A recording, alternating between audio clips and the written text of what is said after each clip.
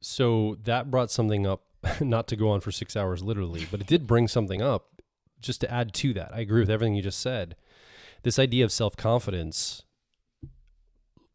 like confiding in someone, means that it's just between me and you, and we're not going to blast it in an external way.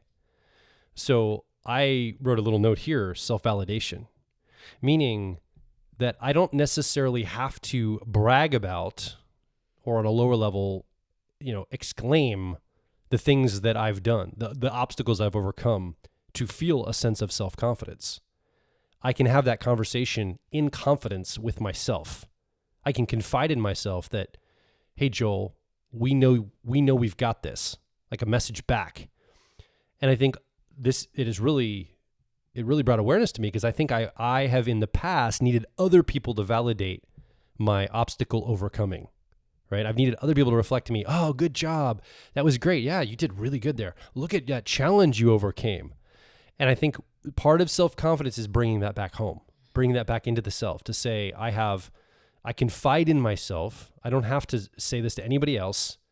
Me, myself, and I know this about myself.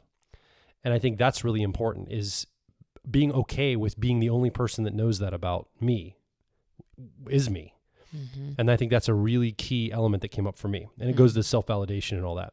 Mm-hmm. Yeah, that's a really good point. There is space and need to get feedback from the outside world. And so it's not that one has to be exclusively self-validating. We're social creatures. Jonathan Haidt says we're 90% ape and 10% bee. Yeah. And so there is a part of this that is intrinsically linked with everybody else and does need positive feedback to some extent. But we're not talking about that in this series. We're talking about our relationship to ourselves. And so I think what you just mentioned is incredibly important. The ability to self-validate, the ability to not require input from other people to rest into one's own confidence. It is one of the gifts of self-confidence. It really is. It's a byproduct of being able to build this up, is you let go of the need for everybody else to give you kudos. And you also, on the flip side of that, self-validating is like, look at how great I've been doing things. You also mitigate self-flagellation or public flagellation, which is, look at how terrible I am and what a martyr. I mean, I don't think anybody says what a martyr I am, but that's basically what they're doing, is they're very loudly talking about all their faults. We talked about in a previous episode on the selves, it's like a false front of humility. And that's also in some ways trying to gain other people's attention and approval or validation in some ways. And it's a sign of a lack of self-confidence, because that's what you should be confiding in yourself as well. Yeah.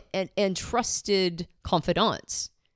You talk about your problems with the people in your life who care about you and support you, and you have that reciprocal relationship with them. They tell you their problems and you support them, and they confide in you. But you don't blast it out to everybody else. You don't brag about everything, and you also don't, what is it, the gnashing of teeth and the wailing. You also don't do that with everybody. And I think that a person who has built self-confidence, you won't see them doing either of those things. And that routes back to the cultural norm at the time of this recording, which is to articulate and lament all of my struggles, inner and outer struggles, to the world. Like I think the cultural expectation is that we're gonna tweet about it. We're gonna put on to social media. We're gonna record videos about all of our struggles, and it kind of, in a way, betrays self-confidence. And no wonder so many people struggle with it, because we're blasting it out to everybody and saying, look, I've got all these mental health issues. I got all these emotional issues. I've got all these things that I'm struggling through.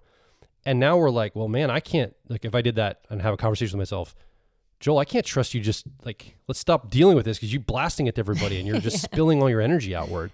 It's bringing, again, that back home a little bit. Now, again, it's not to ask for help, but really is a crowd on YouTube or Twitter going to actually be your therapist or help you with anything? Or achieve confidence? Or is that an attention-getting cultural norm that we've established as our society that we keep doing, which is just eroding our sense of self? It's eroding our self-validation. It's eroding our self-confidence ultimately. Yeah.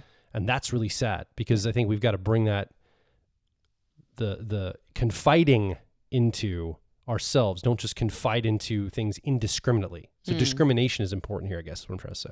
Yeah.